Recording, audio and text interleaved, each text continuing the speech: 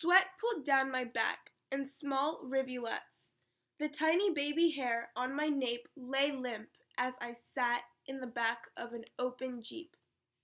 It was 12 noon, and the blazing sun was high in the sky. My cousin Drew was muttering, "Why did I come?" I simply rolled my eyes at him.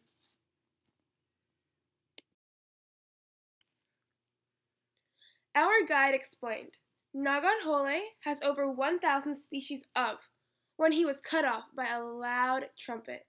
He swiftly turned to the driver, speaking in a foreign language, pointed his finger northeast of us.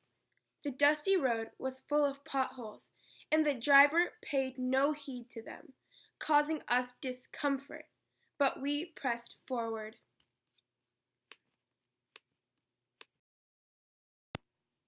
A herd of elephants was grazing in the opening 100 feet away from us. On the far side, an angry adolescent male was creating quite a ruckus, charging at the mothers and their children, annoying the matriarch. She let out short trumpets to warn the adolescent periodically. He ignored her and chased a baby elephant away from its mother.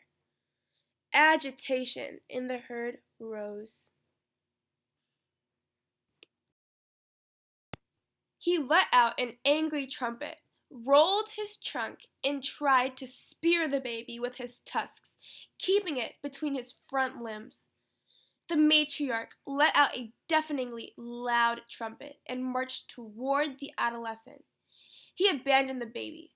Livid that he could not have his way, he stormed to a nearby tree, picking up dust with his feet. He smashed the tree with his head. Crack! The tree came down with a thud. I trembled with fear. I knew we had to get out of here, and quickly. This situation was turning dangerous by the second. To my dismay, other tourists just like us in open jeeps surrounded us. We were trapped. No escape. The adolescent was kicking up debris and trumpeting. Then he looked straight at the group of jeeps and started walking toward us, purposefully extending his trunk. My heart plummeted. I let out a small scream. The other vehicles around us fired up and drove away within seconds. Our jeep would not start. Drew had folded over, closing his ears. The driver cranked up the engine again and again. Everyone in our jeep panicked and started screaming. Mom had her hands together and eyes closed tight. She was humming a prayer. Suddenly, the jeep started and drove forward. The elephant was 10 feet away from us. I could see him. He was picking up his pace too. His dry, wrinkly face, with eyes seething with madness, was right behind us, rushing toward us with his tail held up high.